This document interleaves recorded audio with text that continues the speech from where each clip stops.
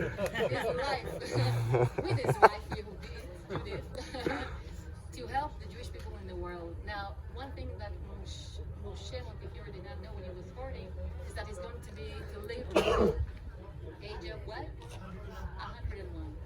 101. Can you believe it? 61 years of his life were dedicated to help people, to help the Jewish people all over the world. He did incredible things with saving the lives of people in the riots in Russia and the famous Damascus libel, etc., etc. But one of the things he decided to do was to take the Jews outside the walls, and he had to fight all these fears and problems with them going out. And he was the one who not only bought the land here in 1856 when there is no change in rules yet. Remember, it's going to happen in a year from now.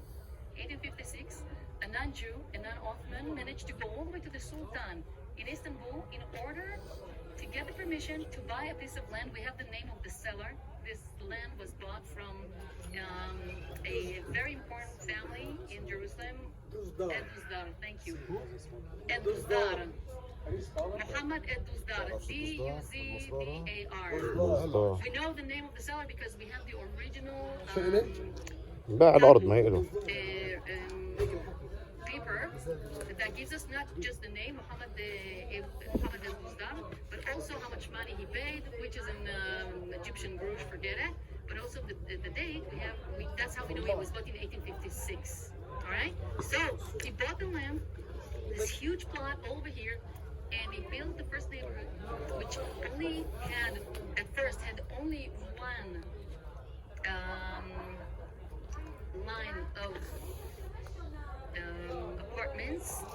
Here's a photo from 1862 showing you the long house, which was the original that was built in 1860. And you see the windmill. Now you guys tell me, why was it so important to build the windmill? Make your living. Watershed is important, but then that's not the reason. Make a living. Exactly. Remember, they have no money to make a living. He has to, wants to convince the people that are moving here that they'll have what to live above, right? They will have a work. And I can tell you that the windmill, because it's going to be theirs. It's their... They mill flour. Was it from the Yes, it was too. Flour.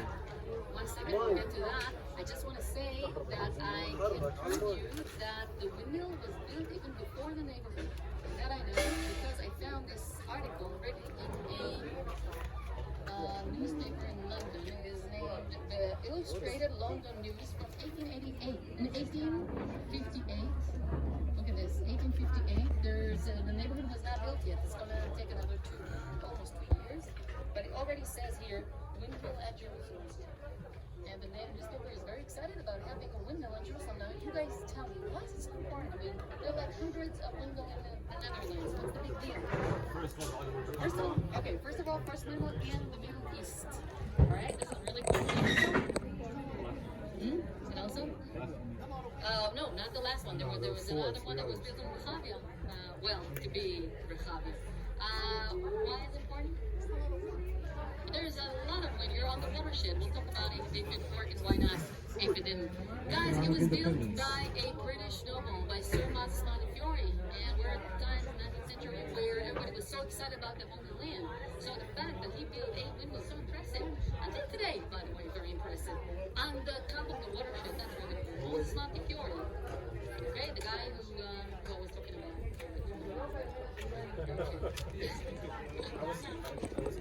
Yes. Okay, so not only that he built this for them to make sure that they're convinced that they're going to have Musaf, right? They're going to have work, they're going to have food, don't worry about it. He also named the neighborhood Mishkenot Sha'anim, saying this is a place for those who are not afraid. And he designed the two houses, the first and then later on, 5 years later, the second one, in the shape of a wall. You saw it from upstairs, right? He wanted to convince people to come out, and I'm saying this because it's important to understand that Louis Montefiore was not like other builders who would come, give money, and leave.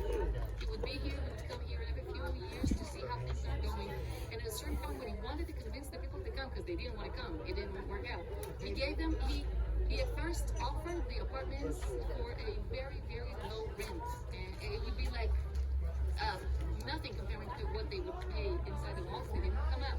At a certain point, he offered it for free. They still didn't come. Only when he paid them rent. Only then did they come out. That's crazy. I know, but that's the way to do it. He also promised that every family that will stay in their apartment for 3 years, they will have the apartment named after him in the tablet, and he did. So that was something that really convinced the people to go. Now here's it. It did work. It took them a while. We know that the first 2 years it was completely deserted. How do we know that? By the way, this is a very interesting thing. I'm telling you this because we were already in the German colony. The Germans, the Frank family, they say they had a journal where you want. Diary. Yeah, diary, I think that's the word. Diary where the wife, the Russian wife, she said that at first when they wanted to live in Jerusalem, they could not do it because they were not allowed to buy land.